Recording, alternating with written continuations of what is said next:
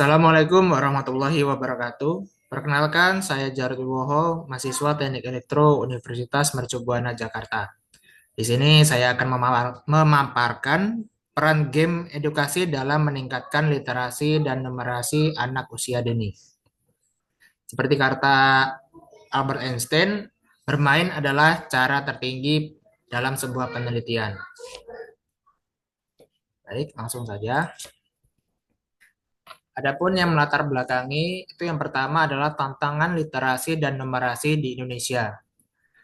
Dalam program for International Student Assessment tahun 2022 terdapat sebanyak 54% siswa Indonesia memiliki kemampuan membaca di bawah standar.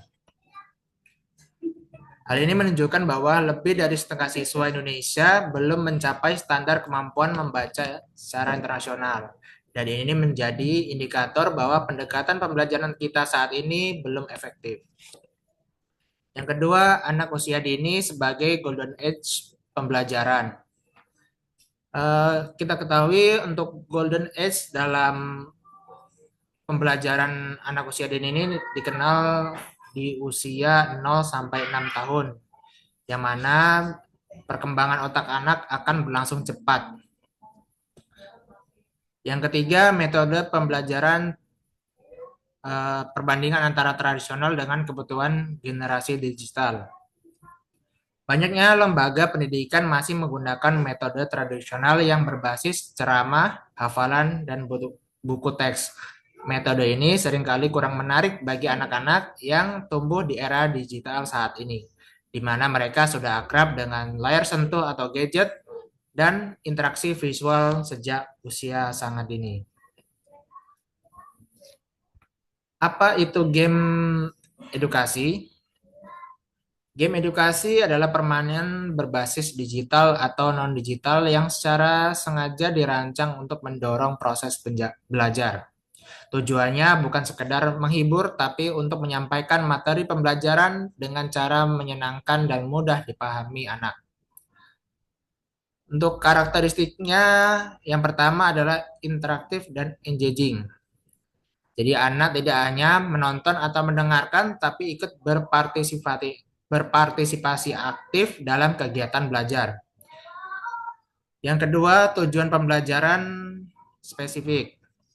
Jadi setiap level atau aktivitas yang dalam game itu dirancang untuk mengasah kompetensi tertentu, misalnya untuk mengenal huruf, angka, berhitung, atau memecahkan sebuah permasalahan. Yang ketiga adalah feedback langsung. Jadi anak akan tahu apakah jawabannya mereka kerjakan itu benar atau salah sebagai bahan evaluasi dan koreksi untuk kedepannya. Selanjutnya, adaptif sesuai dengan kemampuan anak. Maksudnya adalah game bisa disesuaikan tingkat kesulitannya berdasarkan kemampuan anak.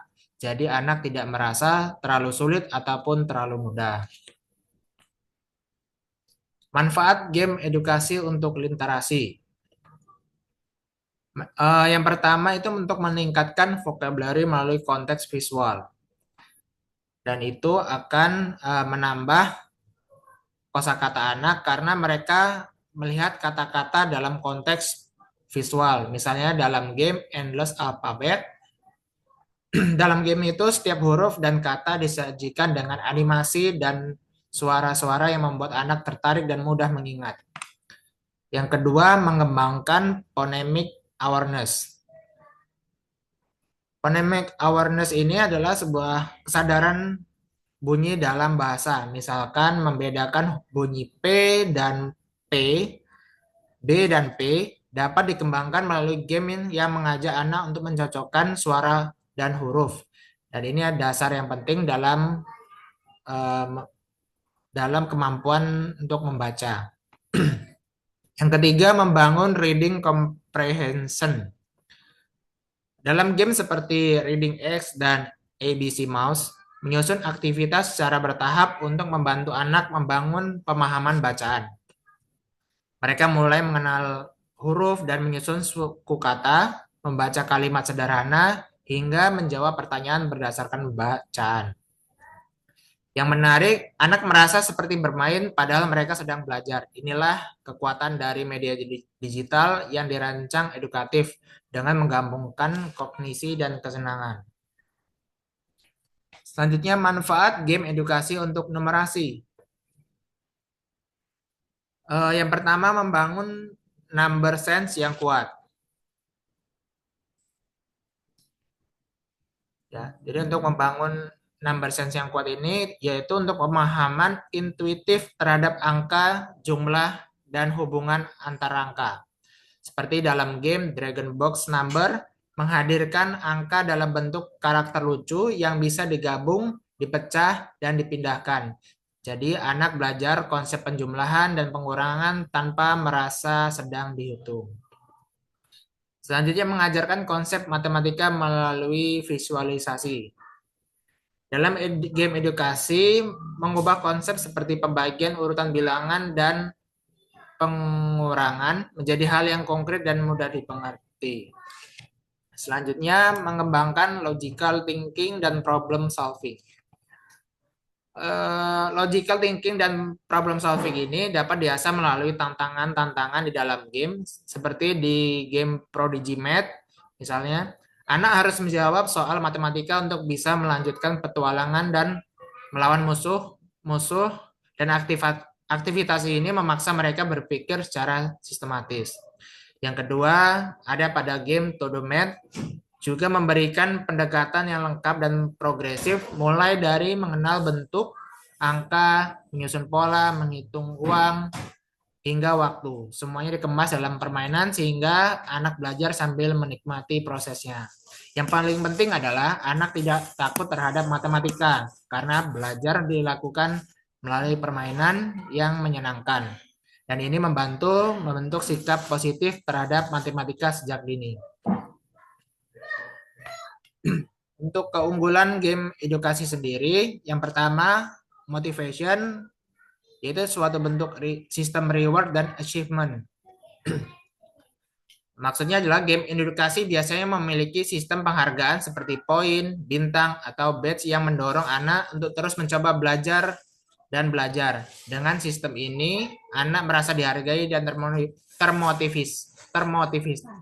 termotivasi secara intrinsik, bukan karena disuruh belajar, tapi karena mereka ingin melanjutkan ke level-level berikutnya. Yang kedua, personalization adaptive learning sesuai dengan kemampuan. Banyak game edukasi yang dirancang secara adaptif, artinya tantangan dan materi akan menyesuaikan dengan kemampuan anak. Anak yang sudah mahir tidak akan bosan, sementara anak yang masih kesulitan tidak akan kewalahan. Ini menciptakan pengalaman belajar yang sesuai dengan kebutuhan individu. Yang ketiga, retention, learn by doing lebih efektif. Jadi anak-anak cenderung lebih mengingat suatu ketika mereka belajar sambil melakukan. Inilah konsep learn by doing yang membuat pembelajaran melalui game lebih tahan lama diingatan dibandingkan dengan metode pasif seperti mendengar atau membaca saja. Yang keempat, engagement, yaitu multisensory experience. Game edukasi biasanya memadukan visual, suara, dan gerakan yang sangat cocok dengan cara belajar anak usia dini. Mereka tidak hanya mendengar penjelasan, tapi juga melihat, menyentuh, bahkan berinteraksi dengan objek secara langsung. Yang terakhir adalah assessment real-time progress tracking.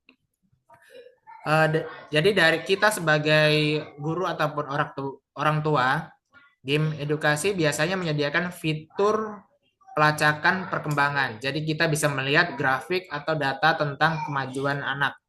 Topik di mana yang sudah dikuasai atau mana yang perlu ditingkatkan lagi. Dan ini sangat membantu dalam memberikan intervensi yang tepat, waktu, dan berbasis sesuai dengan data yang mereka kerjakan.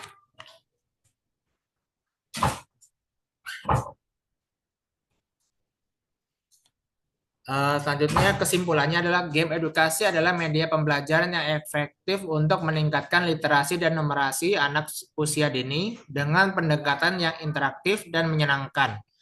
Game ini mampu menyesuaikan dengan kebutuhan belajar anak di era digital, namun efektivitasnya sangat bergantung pada penggunaan yang bijak, pendampingan orang dewasa, dan pemilihan konten yang tepat.